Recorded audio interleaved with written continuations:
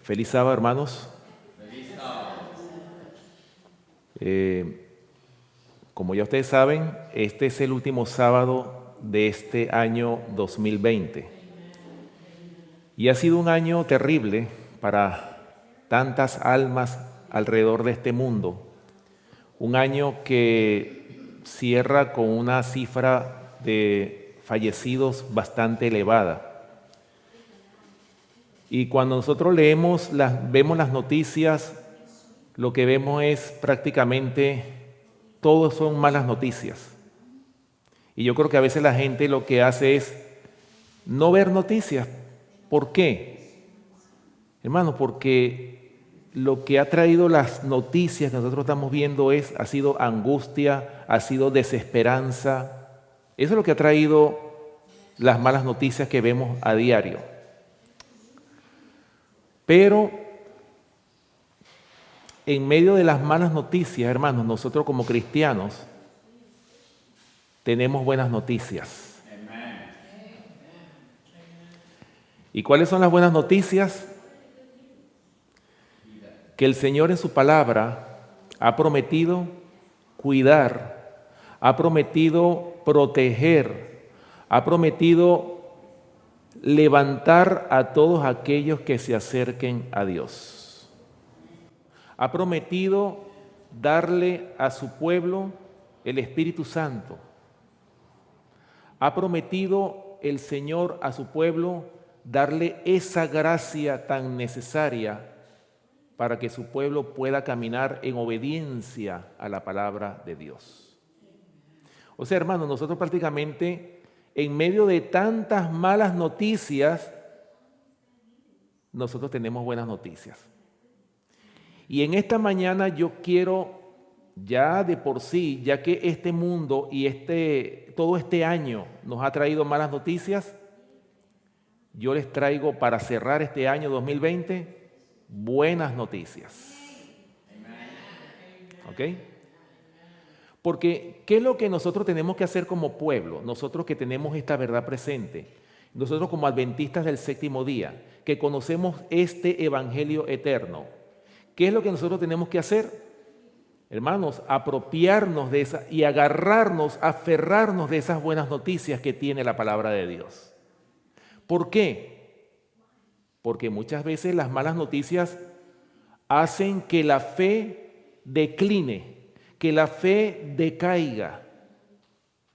Pero cuando nos sentimos decaídos en la fe, es cuando nosotros tenemos que alimentarnos de este precioso libro que es la palabra de Dios. ¿Ok? Y así como lo leía el hermano Rubelín en la lectura bíblica, vamos a buscarla de nuevo para comenzar este mensaje de hoy que he titulado El débil contra el fuerte.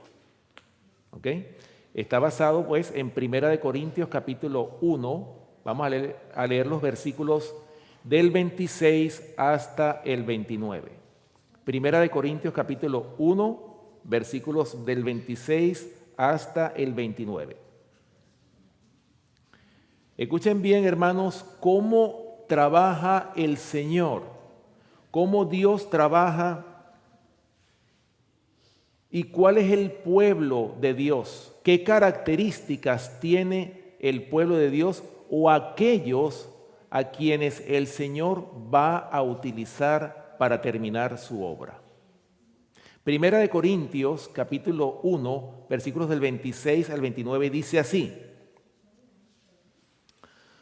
Pues mirad, hermanos, vuestra vocación, que no sois muchos sabios según la carne, ni muchos poderosos, ni muchos nobles, sino que lo necio del mundo escogió Dios para avergonzar a los sabios, y lo débil del mundo escogió Dios para avergonzar a lo fuerte, y lo vil del mundo y lo menospreciado escogió Dios, y lo que no es, para deshacer lo que es, a fin de que nadie se jacte en su presencia. ¿Lo ven?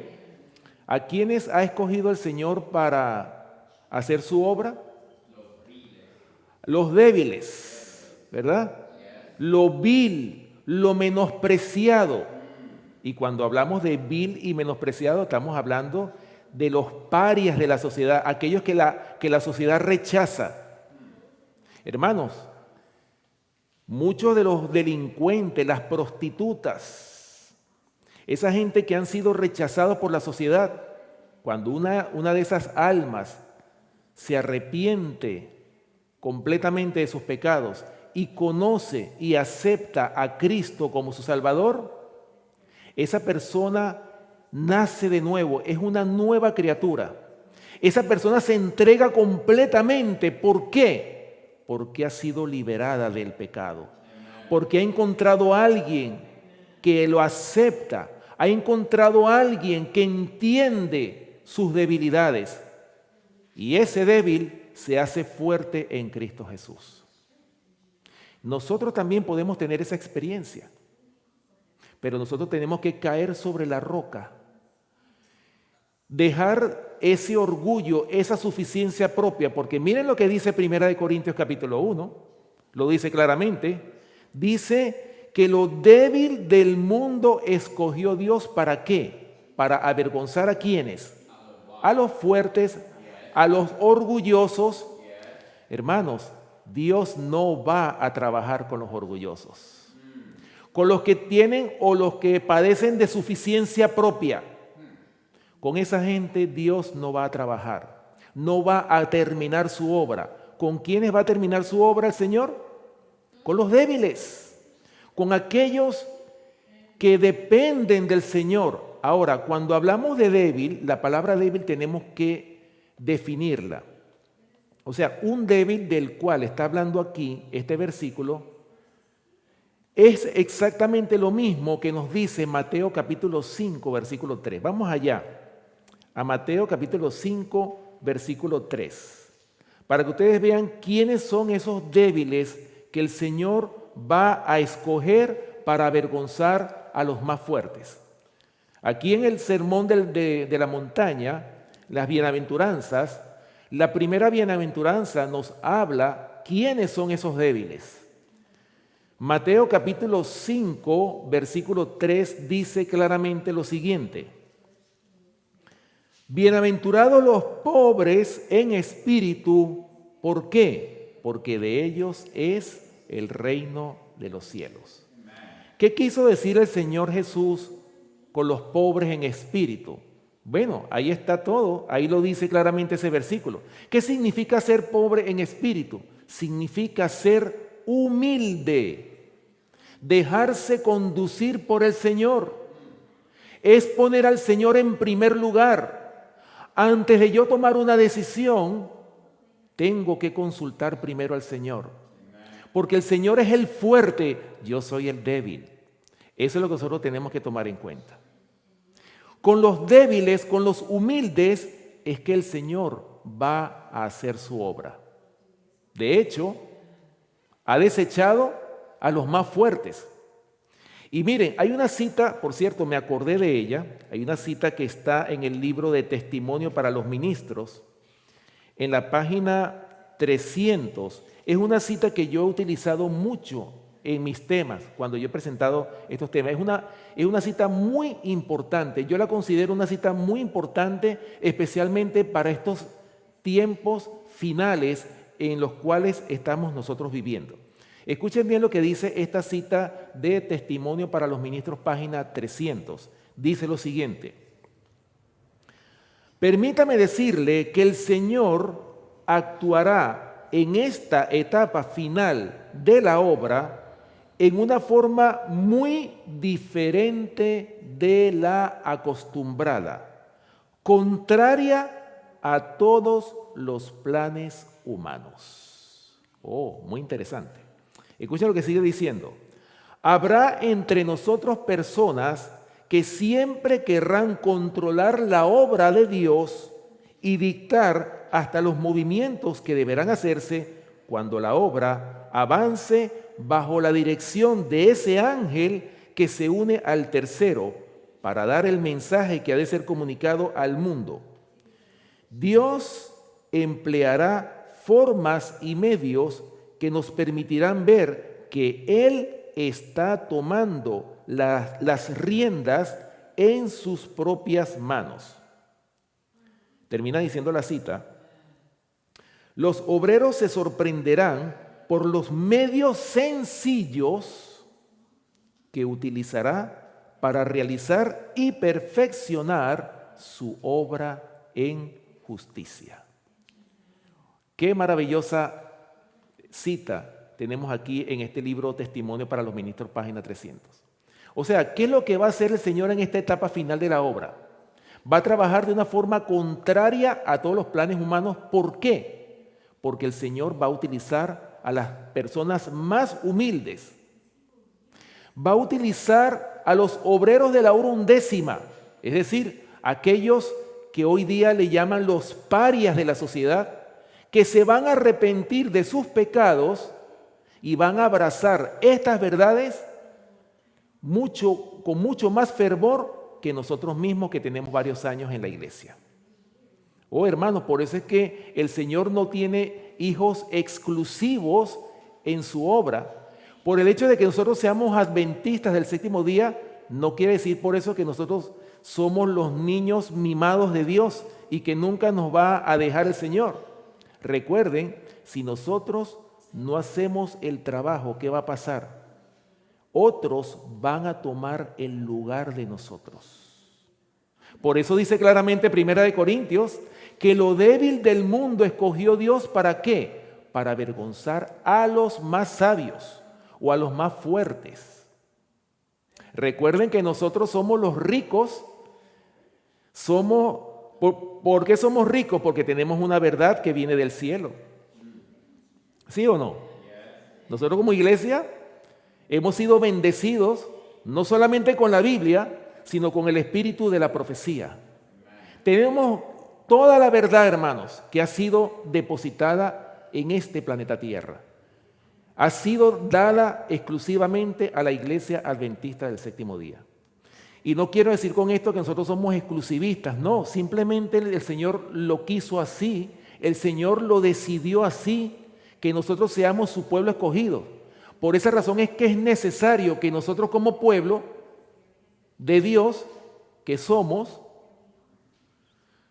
aprovechemos esta ocasión, esta oportunidad que Dios nos ha dado a nosotros para que podamos glorificar el nombre del Señor haciendo su voluntad. ¿Ok? Bien, como les decía, el Señor siempre ha utilizado a los más débiles para derrotar a los más fuertes. Y en esta mañana yo quiero basar este mensaje en 3 historias que yo pienso que nosotros como pueblo o como iglesia necesitamos, especialmente en estos tiempos de pandemia donde nosotros hemos recibido muchas malas noticias. Pero sucede que aquí viene la buena noticia. ¿Cuál es la buena noticia? Por ejemplo, yo les voy a citar ejemplos de los débiles en fuerza física que derrotaron a los más fuertes. Y el primer ejemplo que quiero mencionarles en esta mañana es Gedeón contra los madianitas. Nosotros conocemos esa historia, ¿verdad? Vamos a abrir nuestras Biblias en el libro de Jueces, capítulo 7, versículos del 2 al 4. Vamos a comenzar primeramente con los versículos del 2 al 4. Jueces, capítulo 7, versículos del 2 al 4.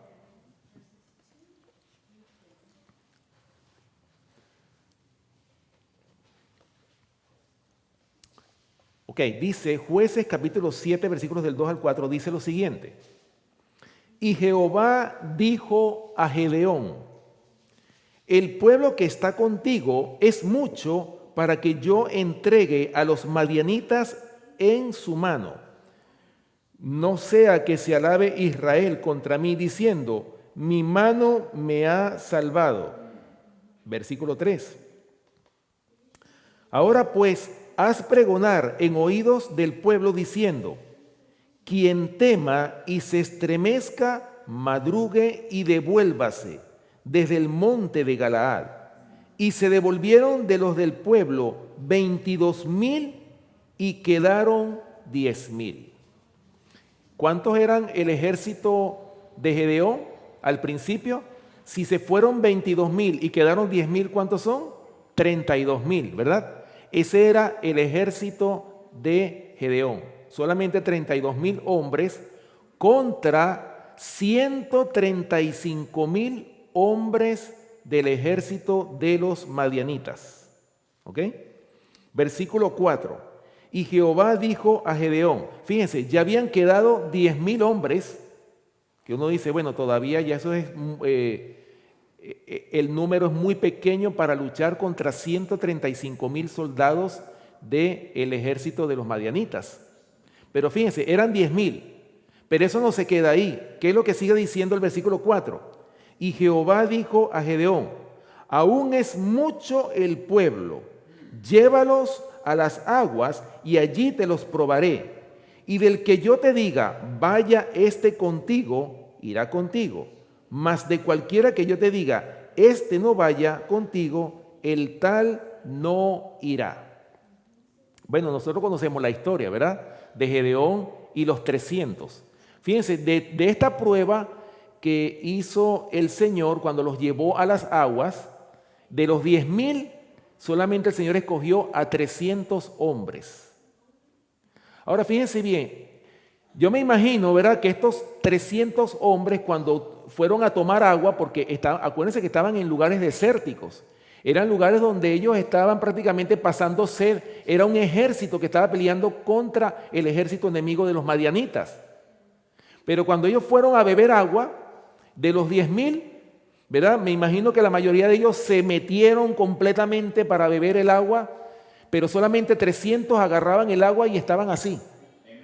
Estaban siempre pendientes, agarraban el agua y estaban en guardia constantemente por si acaso venía el enemigo. Eso, solamente 300 hombres fueron los que pasaron la prueba.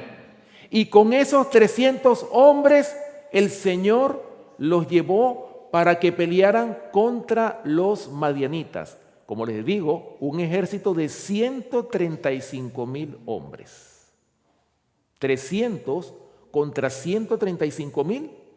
Matemáticamente eso es imposible. Cuando nosotros hablamos de fuerza física, es obvio que 300 no van a vencer a 135,000. ¿Cuál es el afán de la mayoría de los gobiernos del mundo? ¿Acaso no es o no hacen énfasis en incrementar o fortalecer sus ejércitos para proteger al país? Ese es el afán de la mayoría de los gobiernos. ¿Por qué? Porque ellos siempre aspiran a tener seguridad de que nadie los vaya a invadir y ellos vayan a ser invadidos por cualquier extranjero. Pero imagínense ustedes, matemáticamente hablando, eso es imposible, 300 vencer a 135,000. Pero sucede que no es con ejército ni con fuerza, sino con mi espíritu, ha dicho Jehová de los ejércitos. ¿Ok? Bueno, sigue diciendo aquí Jueces, capítulo 7, vamos a leer los versículos del 16 al 18. Dice, y repartiendo los 300 hombres en 3 escuadrones, dio a todos ellos trompetas en sus manos y cántaros vacíos con teas ardiendo dentro de los cántaros. Y les dijo, miradme a mí y haced como yo hago. He aquí que cuando yo llegue al extremo del campamento, haréis vosotros como hago yo. Versículo 18. Y tocaré la trompeta y todos los que están conmigo, y todos tocaréis entonces las trompetas alrededor de todo el campamento, y diréis, por Jehová y por Gedeón. Bueno, ya ustedes saben muy bien cuál fue el resultado de esta historia, ¿verdad? Que el Señor le dio la victoria a Gedeón y sus 300 hombres que fueron a pelear contra 135,000 soldados del ejército de los madianitas. Voy a leerles aquí, hablando de esa historia de Gedeón, y los 300, aquí en la página 271 de esta matutina Desde el Corazón, la cual se las recomiendo, a aquellos que no la tengan, se las recomiendo. Muy preciosa matutina, Desde el Corazón, así se titula esta matutina. Y se las recomiendo, preciosas lecciones que nosotros necesitamos aprender. Bueno, dice aquí justamente esta matutina del 18 de septiembre, comenta sobre esta historia de Gedeón. Y dice así, esta matutina, dice: en esta terrible derrota murieron no menos de 120,000 de los invasores, y los madianitas fueron dominados hasta el punto que nunca más pudieron hacerle la guerra a Israel. Imagínense ustedes eso, 300 hombres nada más. ¿Ah? Los 15,000 que escaparon cruzando el río fueron perseguidos por Gedeón y sus fieles 300, y vencidos decisivamente. Y Oreb y Zeeb, príncipes de Madián, fueron asesinados. Sigue diciendo: por causa del orgullo, oigan esto, y esto es muy importante, miren cómo el Señor trabaja. Por causa del orgullo y la ambición de la raza humana, Dios ha escogido ejecutar sus poderosas obras por los medios más simples y humildes. ¿Se dan cuenta por qué razón el Señor le dijo a Gedeón que eran muchos? ¿Mucha gente? Porque si Gedeón hubiese ido con esos 32,000 hombres a hacerle la guerra a los madianitas y hubiesen ganado la batalla, él hubiese dicho: no, es que por la fuerza, por el ejército que tengo, fue que gané esa guerra. Pero no, el Señor lo llevó y le redujo hasta llegar a 300 hombres nada más. Ahora, ¿de quién es la guerra? ¿De quién es la batalla? Mía es la guerra, dice Jehová.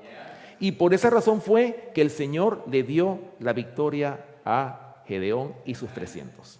Bueno, esa es una de las primeras historias, esa es la primera buena noticia que les traía. ¿Ok? ¿O es que acaso eso no es una buena noticia? ¿Ah?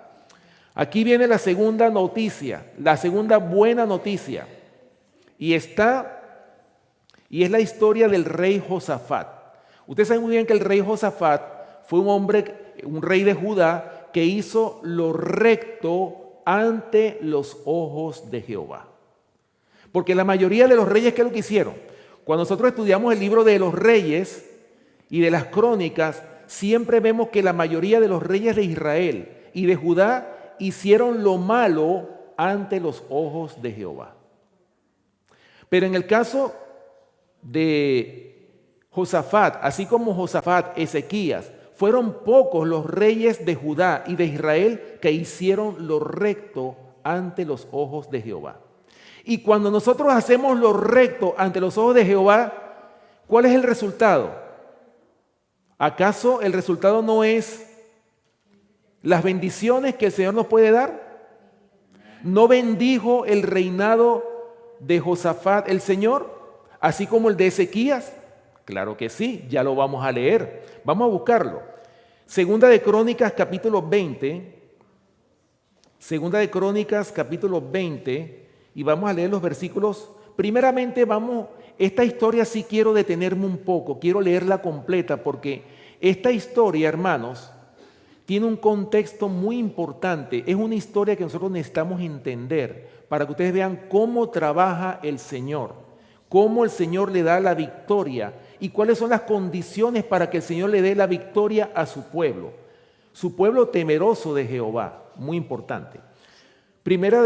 Segunda de Crónicas, capítulo 20, vamos a leer primeramente los versículos del 1 al 4. Escuchen bien lo que dice aquí esta historia sobre Josafat.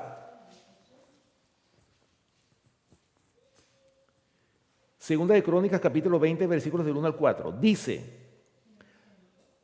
pasadas estas cosas, aconteció que los hijos de Moab y de Amón, y con ellos otros de los amonitas, vinieron contra Josafat a la guerra. O sea, ¿qué hicieron estos hombres? Los de Moab, de Amón, ¿qué hicieron? Se unieron todos estos hombres enemigos del pueblo de Israel para pelear ¿contra quién? Contra Josafat. ¿Ok? Versículo 2. Y acudieron algunos y dieron aviso a Josafat diciendo: contra ti viene una gran multitud del otro lado del mar y de Siria, y aquí están en Hasesón Tamar, que es en Gadi. Entonces él tuvo temor, y Josafat humilló su rostro para consultar a Jehová, e hizo pregonar ayuno a todo Judá. Versículo 4. Y se reunieron los de Judá para pedir socorro a Jehová, y también de todas las ciudades de Judá vinieron a pedir ayuda a Jehová. Miren, hermanos, qué interesante. ¿Qué fue lo que hicieron esta gente? Primeramente, el rey Josafat había sido informado de que un gran ejército venía a atacarlo a él. ¿Y cuál fue la reacción de Josafat? ¿Será que él buscó soldados? ¿Será que él buscó aliarse con otros ejércitos? No. ¿Qué fue lo que hizo él? Consultó a Jehová. Eso fue lo que hizo Josafat. Consultar a Jehová. Y no solamente Josafat, sino todo el pueblo también pidiendo socorro, ayuda. Estaban ayunando, estaban orando, pidiéndole ayuda. ¿A quién? A Jehová, Rey de los ejércitos. ¿Ok? Ahora voy a saltar aquí y voy a leer desde el versículo 14 al 29 de esta historia del rey Josafat. Dice, estoy leyendo 2 de Crónicas capítulo 20 del 14 al 29. Dice: y estaban allí Jaasiel, hijo de Zacarías, hijo de Benaía, hijo de Jehiel, hijo de Matanías, levita de los hijos de Asaf, sobre el cual vino el Espíritu de Jehová en medio de la reunión. O sea, este era un profeta que estaba con ellos, estaba reunido con ellos ahí. Pero dice que el Espíritu de Jehová vino sobre este hombre en medio de la reunión. Versículo 15. Y dijo: oíd Judá todo, y vosotros moradores de Jerusalén, y tú, rey Josafat, Jehová os dice así: no temáis ni os amedrentéis delante de esta multitud tan grande, porque no es vuestra la guerra, sino de Dios. Amén. Qué maravilloso, ¿verdad? Versículo 16. Mañana descenderéis contra ellos. He aquí que ellos subirán por la cuesta de Cis, y los hallaréis junto al arroyo, antes del desierto de Jeruel. No habrá para qué peleéis vosotros en este caso. Paraos, estad quietos y ved la salvación de Jehová con vosotros.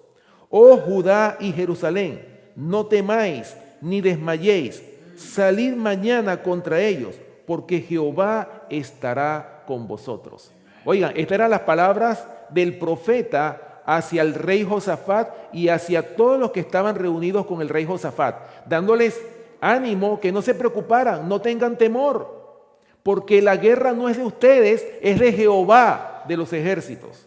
Versículo 18 dice: entonces Josafat se inclinó rostro a tierra, y asimismo todo Judá y los moradores de Jerusalén se postraron delante de Jehová y adoraron a Jehová. Gloria a Dios. ¿Qué fue lo que hicieron?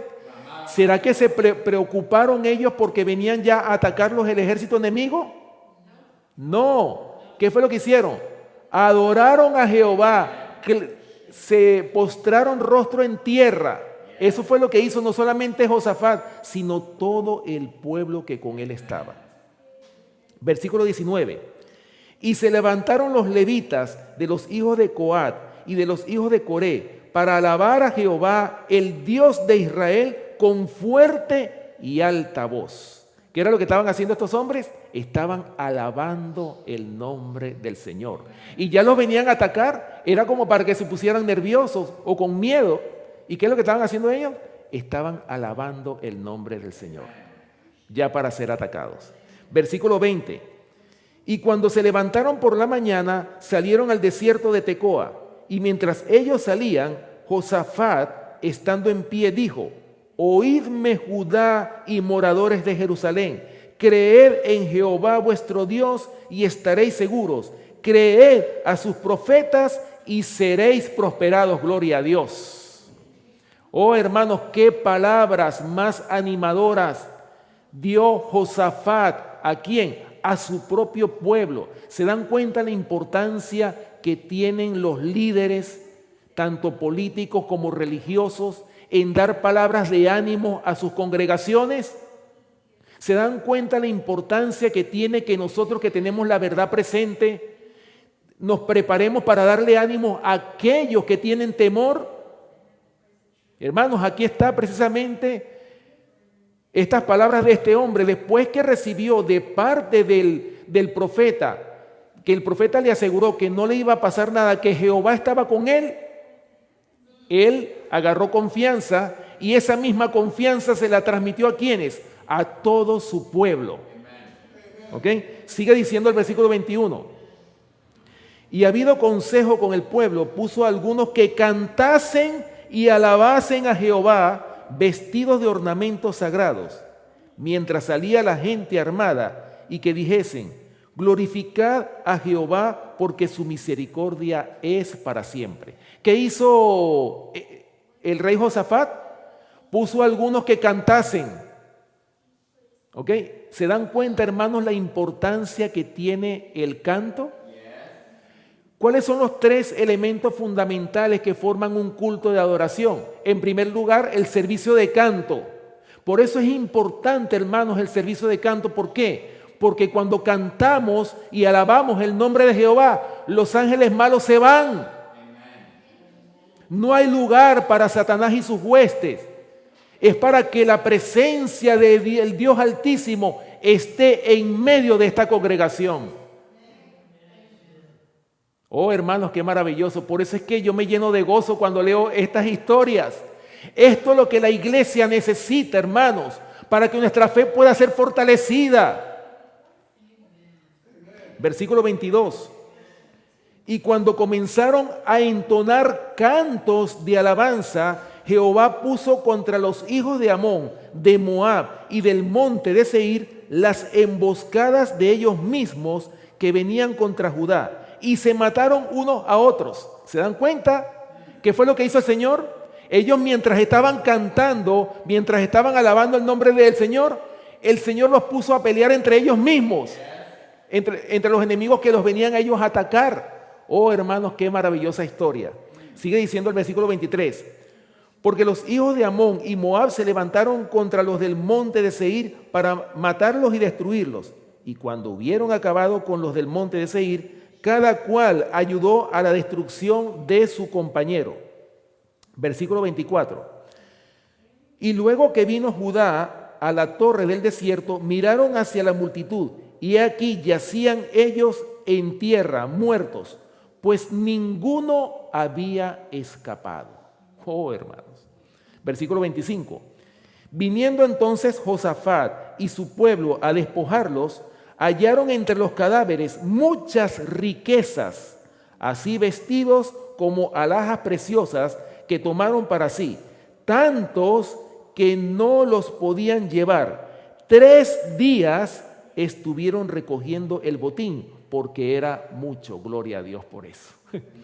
O sea, aparte de que el Señor les entregó, les dio la victoria sobre sus enemigos, que ni siquiera levantaron un arma para atacarlos a ellos. Ellos estaban cantando, alabando el nombre de Jehová, y el Señor los puso a pelear entre ellos mismos.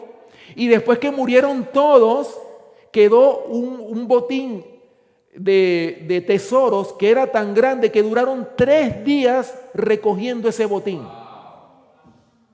Oh, hermano, aparte de que les dio la victoria, también les dio bendiciones materiales. ¿Ok? Versículo 26. Y al 4.º día se juntaron en el valle de Beraca, porque allí bendijeron a Jehová, y por esto llamaron el nombre de aquel paraje el valle de Beraca hasta hoy. Y todo Judá y los de Jerusalén y Josafat a la cabeza de ellos volvieron para regresar a Jerusalén, gozosos, porque Jehová les había dado gozo, librándolos de sus enemigos. Versículo 28. Y vinieron a Jerusalén con salterios, arpas y trompetas a la casa de Jehová. Y el pavor de Dios cayó sobre todos los reinos de aquella tierra cuando oyeron que Jehová había peleado contra los enemigos de Israel. Versículo 30. Y el reino de Josafat tuvo paz porque su Dios le dio paz por todas partes. Oh, hermanos, ¿acaso esto no es una buena noticia?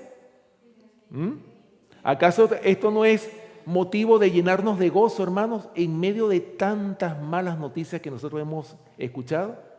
¿Acaso el Señor no nos puede dar a nosotros la victoria en esta lucha, en esta guerra? Ahora, cuando hablamos de esta guerra, recuerden, nosotros ahora mismo, lo que les decía al principio, este ha sido un año difícil por esta pandemia que ha acabado con la vida de muchas personas. Pero si nosotros sacamos dentro de esta pandemia, si nosotros vemos cuáles son el porcentaje de personas fallecidas con respecto a los contagiados, yo creo que no pasa del 4%. No hablan de los que se han recuperado. Siempre la insistencia de los medios de comunicación está basada en la gente que cada vez se contagian más y siguen sumando, pero nunca dicen los que se han recuperado. ¿Cuál será el propósito de todo esto? ¿Acaso esto no tiene algo así como, ¿será que hay una mano negra detrás de todo esto? Por supuesto que sí. Porque si en realidad hubieran buenas intenciones, yo creo que esto no lo hubiesen decretado ni siquiera pandemia. Esto se hubiese resuelto de una vez por todas. Pero hay un propósito. Esta pandemia fue creada en un laboratorio. ¿Para qué? Hermanos, para crear terror, para que la gente tenga miedo, para, si es posible, acabar con la vida de muchos seres humanos. Es el propósito del diablo. El diablo está detrás de todo esto. Pero ¿saben qué es lo peor de todo esto? Que empezaron a cerrar negocios, empezaron a cerrar los trabajos, es decir, todo. Y lo peor de todo esto, también las iglesias. Hermanos, ¿cómo es posible que en estos tiempos de pandemia, cuando tenemos una situación de emergencia, estén cerradas nuestras iglesias? Por eso es que nosotros aquí, el Evangelio Eterno, nosotros no hemos cerrado nuestros templos. ¿Por qué? Porque hemos entendido que ahorita hay una emergencia, no solamente física, sino espiritual. Necesitamos tener las iglesias, ¿para qué, hermanos? ¿Para qué? Para darle ánimo a nuestros hermanos. ¿Cuántos hermanos no están, que tienen temor, tienen miedo? ¿Por qué nosotros tenemos miedo cuando nosotros tenemos un mensaje tan poderoso como este? Un mensaje, hermanos, que es de salvación. Nosotros deberíamos de darle ánimo a todas aquellas personas que tienen miedo. Pero nosotros también hemos caído en ese temor. ¿Qué es lo que está pasando? Oh, hermanos, apenas esto es el inicio de los eventos finales. Eventos que este servidor les presentó, una serie de 7 temas que presenté yo en esta iglesia sobre los eventos finales. Ya nosotros sabemos que viene la ley dominical, vienen una serie de eventos y estamos seguros de que todo esto apunta a que la venida del Señor está más cerca que nunca. En vez de estar con temor, deberíamos de estar felices de que ya esto se va a terminar de una vez por todas. Y que el Señor viene a buscar un pueblo santo, sin mancha ni arruga ni cosa semejante.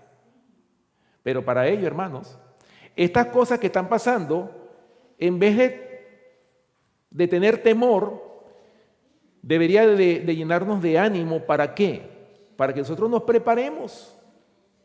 Qué lástima que no se aprovechó el tiempo de la cuarentena para estar en comunión con el Señor, ya que muchos trabajos, muchos centros de empleo cerraron. Y fíjense, hermanos, cómo trabaja el Señor. Aún las cosas negativas el Señor las utiliza para bien. ¿Para qué? Porque ya la gente no podía salir de sus casas y por lo tanto era la oportunidad para que la familia se encontrara. Aquellos que estaban enemistados se pudieran amistar. Los hijos olvidados porque no tenemos tiempo para atenderlos porque estamos trabajando, era la oportunidad para tener un encuentro con nuestros hijos. ¿Se dan cuenta que no todo es malo? Aún en la pandemia también nosotros hubiésemos podido aprovechar este tiempo. ¿Para qué? Para tener una comunión más cercana con el Señor. Ya que no tenemos tiempo por el trabajo, hubiésemos aprovechado ese tiempo que no estábamos trabajando para tener un encuentro con el Señor. Ese era el propósito de esta pandemia, aprovechar el tiempo. Pero bueno, hermanos, y una de las cosas que el diablo lo que quiere, y fíjense que ya lo logró en parte, que se cerraran las iglesias. Nuestra iglesia, gracias al Señor, no cerró nunca. Desde que dieron esas reglas, en fin, siempre hubo el distanciamiento social y todas esas cosas. Pero van a venir leyes más severas y por lo tanto nosotros no podemos permitir que nuestras iglesias sean cerradas por más que emitan una ley que tengamos que nosotros cerrar nuestras iglesias, no lo permitamos porque están atentando contra la libertad religiosa. Eso tenemos que tenerlo muy claros. Hermanos, nuestra libertad de conciencia, nuestra libertad religiosa está siendo atacada, hermanos. Nosotros no debemos permitirle a ningún gobierno de ningún país, no debemos permitirle que nuestras iglesias sean cerradas, ni mucho menos que nuestra libertad religiosa sea amenazada. ¿Por qué? Porque recuerden, ¿acaso los reformadores, los protestantes, Martín Lutero, el protestantismo cuando nació en los años 1400, 1500, esos hombres dieron su vida, hermanos, por mantener la libertad religiosa, por mantener una libertad de conciencia? Ellos pelearon por eso. Y a nosotros nos toca exactamente lo mismo, defender nuestros derechos de congregarnos. Eso no lo puede quitar nadie. Por esa razón, hermanos, ahora es el momento en que llegó, pudiéramos decir que llegó la hora de la verdad, en que cada quien va a demostrar de qué lado ha estado en esta contienda, en esta guerra, en esta controversia entre el bien y el mal. Bueno, voy a continuar entonces hablando de esta historia de Josafat, ¿verdad? La historia que estábamos leyendo. Voy a leerles aquí en el libro de Profetas y Reyes, hablando de esta historia que yo les acabo de leer, de Josafat, dice lo siguiente. En la página 149, 150 en español. Dice: era una manera singular de ir a pelear contra el ejército enemigo. Eso de alabar a Jehová con cantos y ensalzar al Dios de Israel. Tal era su canto de batalla. Poseían la hermosura de la santidad. Si hoy, oigan esto, si hoy se alabase más a Dios, aumentarían constantemente la esperanza, el valor y la fe. Oigan esto. ¿Qué pasaría si nosotros alabásemos más a Dios? ¿Qué sucedería? Aumentarían constantemente la esperanza, el valor, que es el que nosotros necesitamos hoy día, y la fe. ¿No fortalecería esto las manos de los soldados valientes que hoy defienden la verdad? Puso Jehová contra los hijos de Amón, de Moab y del monte de Seir las emboscadas de ellos mismos que venían contra Judá, y matáronse unos a otros, pues los hijos de Amón y Moab se levantaron contra los del monte de Seir para matarlos y destruirlos, y como hubieron acabado a los del monte de Seir, cada cual ayudó a la destrucción de su compañero. Bueno, esta era la historia que nosotros habíamos estudiado, ¿verdad? Miren cómo el Señor pelea nuestras batallas y las guerras por nosotros mismos, sin nosotros tener necesidad, como lo dijo Ezequías. Canten, alaben al nombre del Señor. Y miren cómo el Señor le entregó la victoria sin levantar una sola arma. Qué maravilloso, ¿verdad? Bueno, hermanos, hay otra historia también que me gustaría compartir con ustedes para que ustedes vean cómo el Señor utiliza lo débil para avergonzar a los más fuertes. Esa historia también la encontramos que es la historia del rey Ezequías. Segunda de Crónicas, aquí mismo, Segunda de Crónicas capítulo 32. Segunda de Crónicas capítulo 32. Voy a leerles los versículos del 1 al 8 primeramente.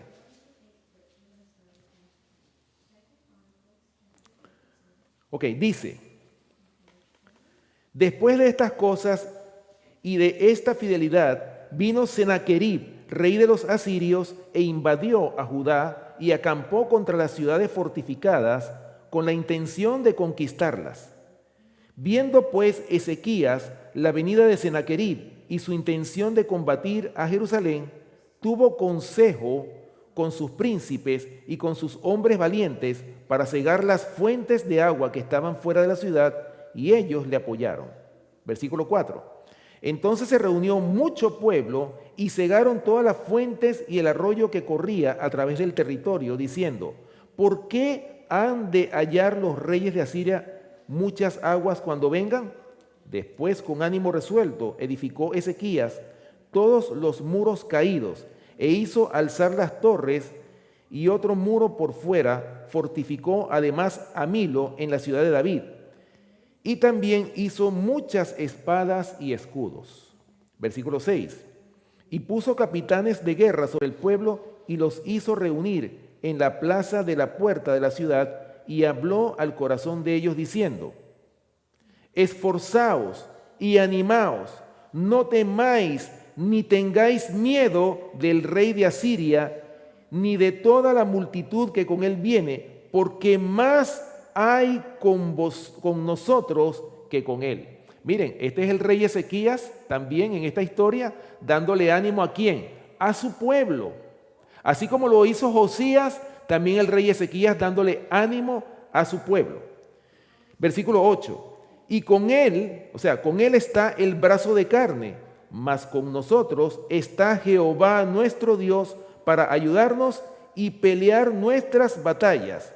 Y el pueblo tuvo confianza en las palabras de Ezequías, rey de Judá. ¿Qué es lo que hizo el pueblo? Después que Ezequías le dio esas palabras, esos consejos, ese aliento que le dio Ezequías a su pueblo, tuvo el pueblo confianza en las palabras que el rey Ezequías le estaba dando a su pueblo.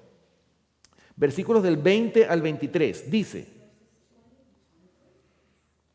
mas el rey Ezequías y el profeta Isaías, hijo de Amós, oraron por esto y clamaron al cielo. ¿Quiénes fueron los que estaban orando y clamando? El rey Ezequías y el profeta Isaías. ¿Ok? Versículo 21. Y Jehová envió un ángel, el cual destruyó a todo valiente y esforzado, y a los jefes y capitanes en el campamento del rey de Asiria. Este se volvió por tanto avergonzado a su tierra, y entrando en el templo de su Dios, allí lo mataron a espada sus propios hijos. Versículo 22. Así salvó Jehová a Ezequías y a los moradores de Jerusalén de las manos de Senaquerib, rey de Asiria, y de las manos de todos, y les dio reposo por todos lados. Versículo 23. Y muchos trajeron a Jerusalén ofrenda a Jehová y ricos presentes a Ezequías, rey de Judá, y fue muy engrandecido delante de todas las naciones después de esto. Otra historia más, hermanos, otra buena noticia que vemos nosotros en la palabra de Dios, cómo el Señor asiste a aquellos hijos fieles, aquellos hombres que de hecho los tenemos como ejemplo, estos hombres. ¿Y qué fue lo que hicieron ellos? Porque lo que hicieron ellos fue, hermanos, consultar a Jehová primeramente, orar a Jehová, alabar el nombre del Señor, y finalmente Dios les dio la victoria sin que ellos tuviesen que hacer absolutamente nada. otra historia muy similar a la del rey Josafat. Oh, hermanos, a mí me llena de gozo esto. ¿Por qué? Porque así como el Señor actuó en los tiempos de estos reyes de esta forma, que les dio la victoria, ¿acaso el Señor no nos puede dar a nosotros la victoria? ¿Acaso el Señor no nos puede dar a nosotros ese éxito en lograr alcanzar esa meta que nosotros tanto anhelamos, que es justamente el carácter de Cristo edificado en cada uno de nosotros? ¿Cuál es la guerra que nosotros tenemos hoy día? ¿Cuál es la peor batalla que nosotros tenemos que librar hoy día? ¿Acaso es con el brazo de carne? No tenemos lucha contra carne ni sangre, sino contra principados, contra potestades, es decir, contra Satanás y sus huestes. Por eso, mis hermanos, ¿de qué manera yo me puedo enfrentar al enemigo de las almas, al diablo? Tenemos que convertirnos en hombres de fe y de oración. Recuerden que el libro El conflicto de los siglos, en el capítulo El mensaje final de Dios, dice claramente que habrá hombres de fe y de oración que se sentirán impelidos a declarar con santo entusiasmo las palabras que Dios les inspire. Dice que los pecados de Babilonia serán denunciados, los progresos secretos pero rápidos del poder papal, todo será desenmascarado. Por eso dice que estas solemnes amonestaciones conmoverán al pueblo. Miles y miles de personas que nunca habrán oído palabras semejantes las escucharán. Admirados y confundidos oirán el testimonio de que Babilonia es la iglesia que cayó por sus errores y por sus pecados, porque rechazó la verdad que le fue enviada del cielo. Hermanos, eso dice el conflicto de los siglos. Está hablando de un remanente que va a dar un mensaje poderoso al mundo. Que no va a haber ninguna ley que le prohíba al pueblo de Dios dar el último mensaje de misericordia. Hermanos, nosotros tenemos que ser valientes. Tenemos que agarrar fuerza de donde no tenemos. Porque nos espera un gran conflicto. Y es más, la buena noticia de todo esto es que es el conflicto final. Es el último conflicto. Ya lo que nos falta es poco, hermanos. Lo que nos falta es poco. Por eso es que el Señor dice, aguanta un poquito más y yo te daré la corona de la vida. El que persevere hasta el fin, ¿qué va a pasar? Recibirá la corona de vida, el cual le dará el Señor juez justo y santo, y no solo a mí, sino a todos aquellos que aman su venida, como lo dijo Pablo cuando él estaba preso ya para ser decapitado. Miren las palabras de Pablo, hermanos. Pablo también alcanzó la victoria. Porque Pablo al principio decía, miserable de mí, ¿quién me librará de este cuerpo de muerte? Pero Pablo no se quedó ahí estancado. Pablo no se quedó como una persona estático, que no crecía en la gracia. Pablo, el apóstol, empezó a crecer de gracia en gracia. Empezó a crecer constantemente. ¿Hasta cuándo? Hasta que dijo estas palabras. He acabado la carrera, he guardado la fe, por lo demás me está guardada la corona de vida. Pablo estaba seguro que había alcanzado la salvación y la vida eterna. En otras palabras, Pablo experimentó la justificación por la fe. Eso fue lo que experimentó Pablo.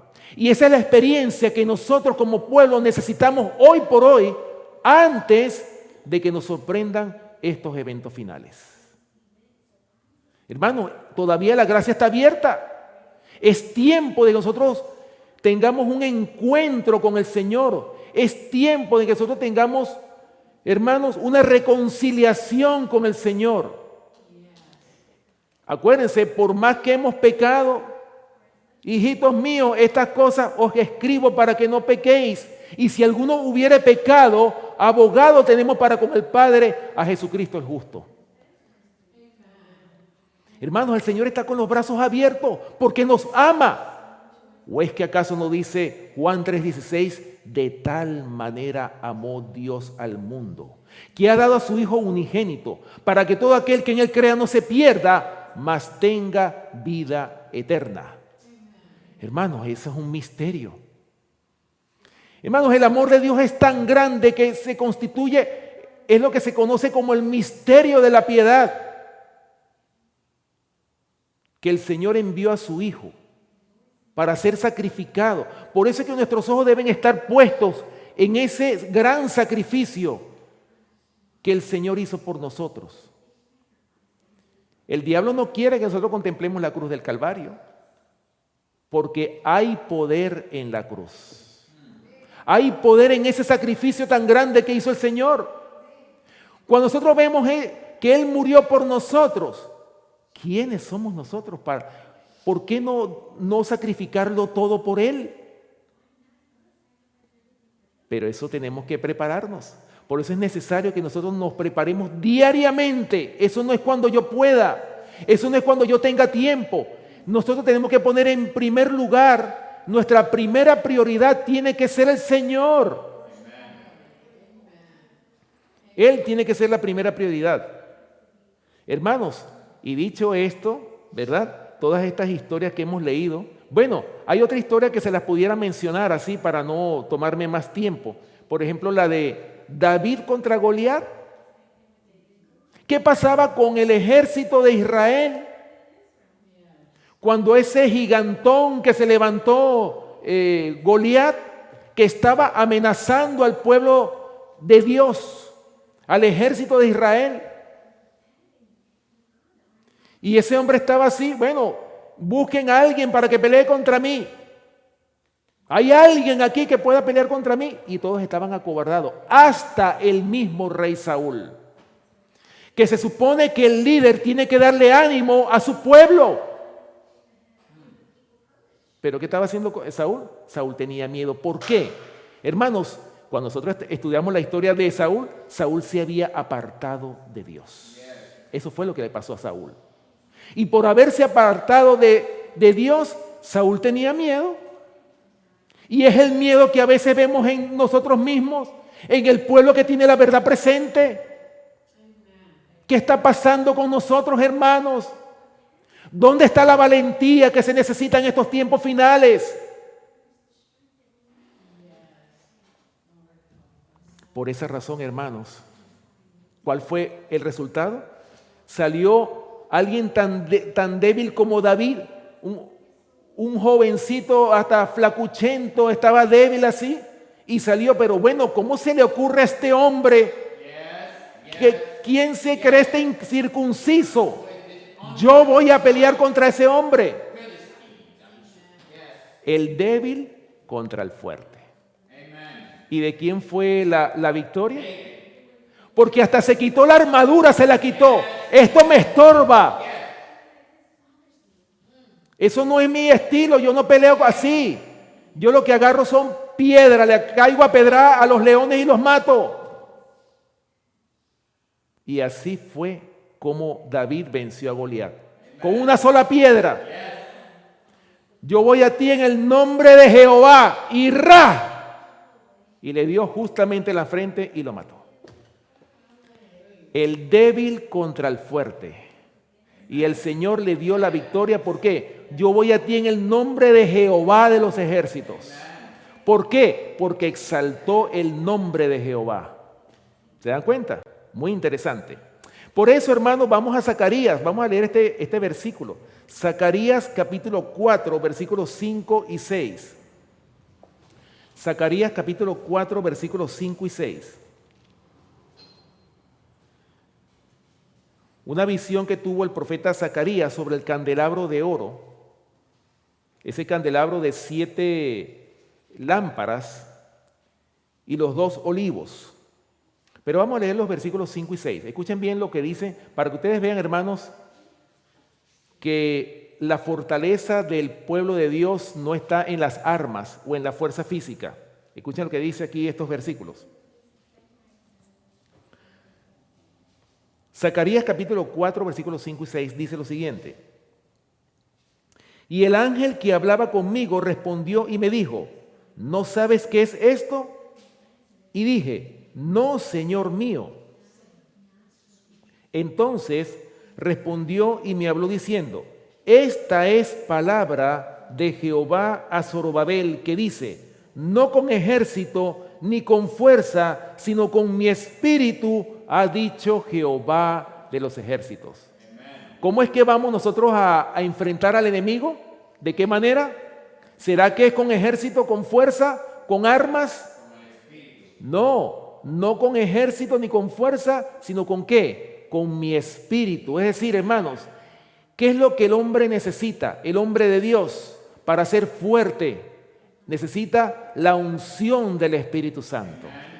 Y recuerden que el Espíritu Santo no va a ser derramado sobre los desobedientes, sino va a ser derramado sobre ¿quiénes? Sobre los que le obedecen. Así lo dice Hechos capítulo 5, versículo 32, ¿verdad? Así lo dice. Bien, hermanos, voy a terminar, voy a leer otra cita más y termino.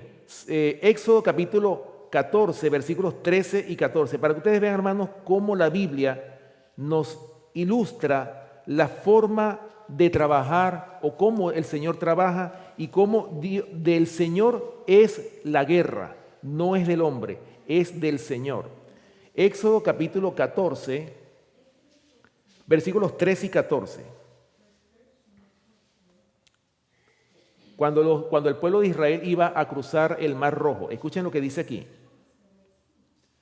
Y Moisés dijo al pueblo: no temáis, estad firmes y ved la salvación que Jehová hará hoy con vosotros, porque los egipcios que hoy habéis visto, nunca más para siempre los veréis.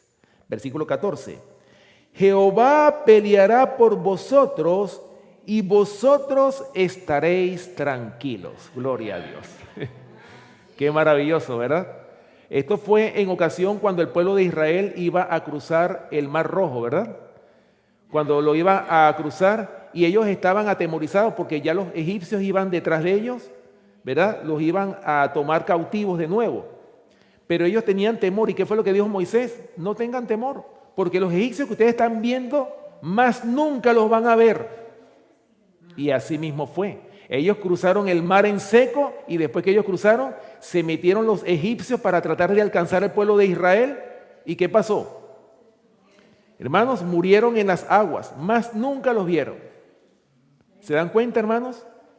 Por eso que dice aquí, Jehová peleará por vosotros y vosotros estaréis tranquilos. Qué maravilloso. Bueno, hermanos, miren, hay una cita aquí que está en la Biblia de Estudios que quiero leerles, comentando Santiago capítulo 4, versículo 8. Voy a solamente leer el comentario, no el versículo. Dice así: acercaos en oración. Y fíjense, hermanos, la importancia que tiene la oración diaria, la oración personal. Tanto la oración personal como la oración es un comentario, o sea, el comentario bíblico, comentando Santiago capítulo 4, versículo 8, solamente el comentario, ¿ok? En la Biblia de Estudios. Ok, dice así, el título del comentario: acercaos en oración. ¿Ok? Dice: acercaos a Dios y Él se acercará a vosotros. Acercaos a Él mediante la oración. ¿De qué manera nos acercamos nosotros al Señor? ¿Es a través de qué? A través de la oración, la contemplación y la lectura de su palabra. Muy importante. La oración, la contemplación y la lectura de su palabra. Cuando Él se acerca a vosotros, ¿qué pasa cuando el Señor se acerca a nosotros? Miren lo que sigue diciendo: levanta para nosotros un estandarte contra el enemigo. O sea, como una barrera, ¿ok? Cuando el Señor se acerca a nosotros, pone una barrera para que el enemigo no nos ataque, ¿ok? Tengamos valor, porque el enemigo no puede pasar adelante de este estandarte. Gloria a Dios por eso. ¿Lo ven? Por eso, hermanos, que tenemos que traer buenas noticias a la iglesia. Y estas son las buenas noticias. Estas son las buenas noticias. Y termino con dos citas aquí en el libro El deseado de todas las gentes. En la página 264, primeramente, voy a leer aquí en español, página 264. Escuchen lo que dice aquí esta cita, muy bonita cita también. Dice lo siguiente: es manifiesto que el poder que obra por la debilidad de la humanidad es el poder de Dios. ¿Se dan cuenta? O sea, ¿cuándo es que el Señor obra? ¿Cuándo es que el Señor puede manifestar su poder? Él lo puede manifestar cuando nosotros estamos en debilidad. Cuando nosotros, como lo dice aquí, ¿verdad? Es manifiesto que el poder que obra por la debilidad de la humanidad es el poder de Dios. Y así se nos anima a creer que el poder que puede ayudar a otros tan débiles como nosotros puede ayudarnos a nosotros también. Y los que están sujetos a flaquezas deben poder compadecerse de los ignorantes y extraviados. Y eso es muy importante. Hay personas que son débiles, personas que necesitan ayuda, pues. No debemos nosotros levantarnos como jueces de nuestros hermanos y decir, ese hermano no entiende, ese hermano está en apostasía, ese hermano no quiere. No, hermanos, tenemos que siempre estar dispuestos a ayudar a los más débiles. Porque hay personas fuertes en la fe, pero hay personas que son débiles. Y a esos débiles hay que ayudarlos. Hay que hacer lo mismo que hizo Josafat y Ezequías, que le dieron palabras de ánimo a su pueblo para que su pueblo se fortaleciera en la fe. Sigue diciendo, y los que están sujetos a flaquezas deben poder compadecerse de los ignorantes y extraviados.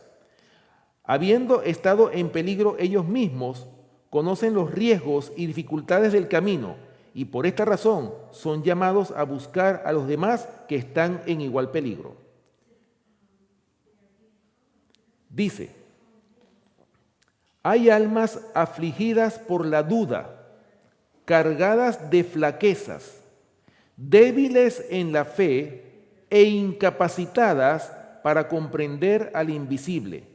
Pero un amigo a quien pueden creer que viene a ellos en lugar de Cristo puede ser el vínculo que corrobore su temblorosa fe en Cristo. Qué bonito eso, ¿verdad?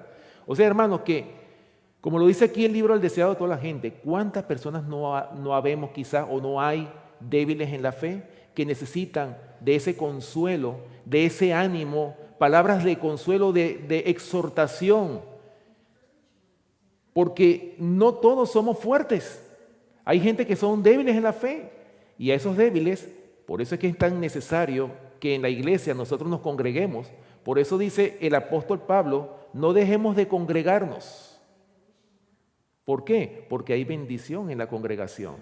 Porque nosotros nos podemos ayudar los unos con los otros cuando estamos en una congregación, ¿verdad? Ese es el propósito. Bueno, termino con esta última cita en la página 295 y 296 del libro El deseado de toda la gente. Escuchen lo que dice aquí. El hermano mayor de nuestra familia humana está al lado del trono eterno. ¿Quién es él? Cristo Jesús, ¿verdad?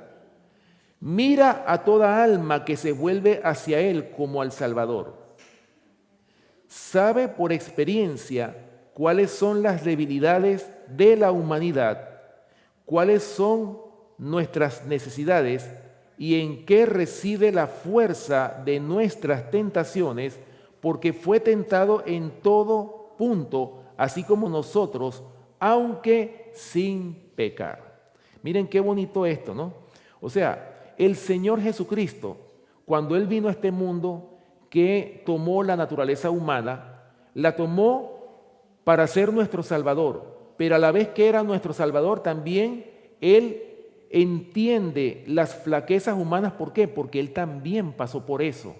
O sea, Él tuvo también tentado en todo como nosotros somos tentados, ¿verdad?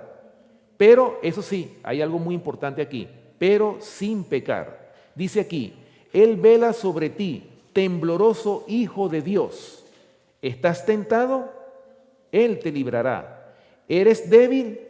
Él te fortalecerá. ¿Eres ignorante? Te iluminará. estás herido, te sanará. El Señor cuenta el número de las estrellas y sin embargo sana a los quebrantados de corazón y liga sus heridas. Venid a mí es su invitación. Cualesquiera que sean nuestras ansiedades y pruebas, presentemos nuestro caso ante el Señor. Nuestro espíritu será fortalecido para poder resistir. Se nos abrirá el camino para librarnos de estorbos y dificultades. Cuanto más débiles e impotentes nos reconozcamos, tanto más fuertes llegaremos a ser en su fortaleza. Gloria a Dios. Oh hermanos, gloria a Dios por estas citas, de verdad. Es de estar agradecidos al Señor por estas buenas noticias que nosotros tenemos, en medio de tantas malas noticias. Hermanos, la invitación en esta mañana el Señor nos las ha dado. No tengamos temor de las cosas que están por sobrevenir. Ya están comenzando a venir estos eventos finales. Deberíamos de estar felices porque ya esto se va a terminar. ¿O es que acaso no nos alegra que este mundo lleno de maldad ya va a llegar a su fin? ¿O es que todavía deseamos seguir viviendo en este mundo? Yo creo que no, ¿verdad? Yo creo que nosotros como pueblo, nuestra mayor aspiración es, de todos los que estamos aquí, yo creo que todos queremos ir al cielo, yo creo, ¿no? Ese es el propósito de todos nosotros, ir al cielo. Ese es el objetivo que todos nosotros estamos buscando. Pero por eso, hermanos, no tengamos temor. Todos tenemos luchas, debilidades, pero cuanto más débiles seamos y más nos sometamos al Señor, el Señor nos fortalecerá, nos dará su Santo Espíritu y nos va a hacer más fuerte que el ejército más poderoso de esta tierra. Esas son las buenas noticias, hermanos. Por eso es que no tengamos temor. Dios, si Dios con nosotros, ¿quién contra nosotros? Que el Señor les bendiga en esta mañana. Bueno, hermanos, les invito en esta mañana, los que puedan, vamos a terminar entonces con una oración. Los que puedan arrodillarse, vamos a arrodillarnos para glorificar el nombre del Señor.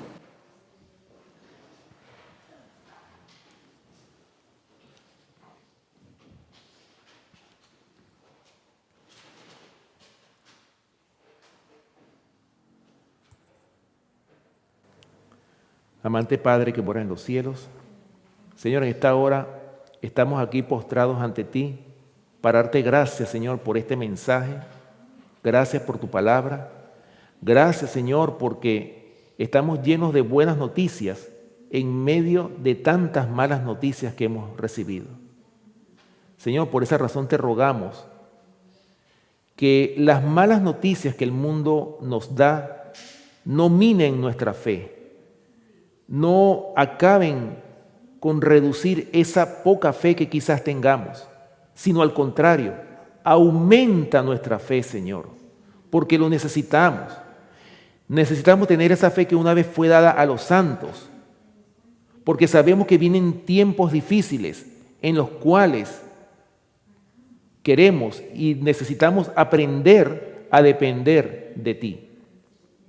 Por esta razón, Señor, te rogamos en esta hora que tú tengas compasión y misericordia de nosotros, que tú nos tomes en tus brazos de amor y tú nos levantes, Señor, y nos hagas fuertes en la fe, que podamos nosotros vencer todos nuestros defectos de carácter, Señor, porque no somos nosotros, eres tú el que puedas hacer esa buena obra en cada uno de nosotros. Por eso te pedimos en esta hora, Señor, que tú nos acompañes, que tú nos ayudes a que podamos vencer por la sangre de Cristo todo defecto de carácter, toda iniquidad que pueda haber en nosotros y que tú puedas obtener la victoria en cada uno de nosotros. Gracias, Señor, por tu palabra. Gracias por tus bendiciones. Queremos pedirte, Señor, en esta mañana, que tú pases tu mano sanadora sobre todos los enfermos, Señor. En especial nuestra hermana Norma, Señor, que tú la puedas restaurar, Padre Celestial. Y así como ella, tantas almas que están enfermas con esta pandemia. Te rogamos, Señor, que tú tengas misericordia de tu pueblo en todo lo ancho y lo largo de este mundo. También te rogamos, Señor, en esta hora, que tú bendigas los alimentos que hemos de compartir a continuación y quédate con nosotros en este santo sábado, que podamos gozarnos, Señor, en tu palabra, que podamos meditar en estas preciosas lecciones que tiene tu palabra y que nuestras bocas se abran para alabar y glorificar tu nombre, para que podamos recibir esa fortaleza que solamente tú nos puedes dar. Gracias, Señor, por tu palabra, gracias por tus bendiciones. Te pedimos también una bendición por cada una de nuestras familias aquí representadas y guárdanos de todo mal y de todo peligro, Señor. Todo esto te lo pedimos y te lo rogamos, dándote las gracias en el nombre precioso de tu Hijo amado, Cristo Jesús. Amén. Amén.